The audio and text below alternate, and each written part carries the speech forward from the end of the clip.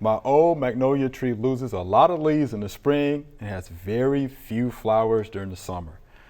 What does this very old tree need? And this is from Linda in Holly Springs, Mississippi. Ah. All right, so yeah, it's an old tree. So she says, what does this very old tree need? Because it's losing the leaves, Joellen.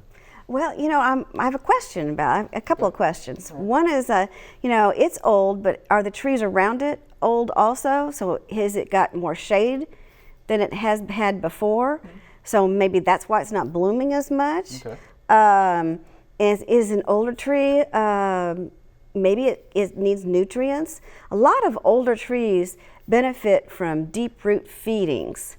So, you know, but you would have to get somebody to do that that has the kind of equipment that you can do that. Arborist. Yes, a certified arborist would have that.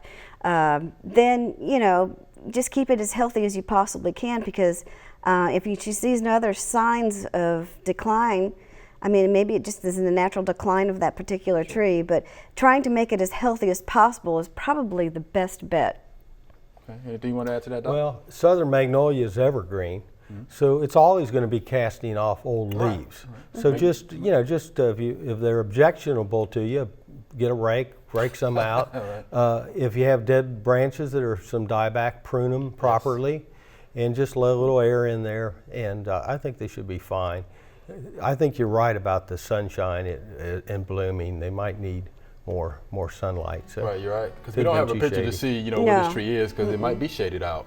You know. But it's still a wonderful tree, whether it blooms a lot or not. That's right. Very good. Yeah, and it's actually the state tree for Mississippi. Thanks for watching. If you liked it, subscribe. We have hundreds of family plot videos for you to view.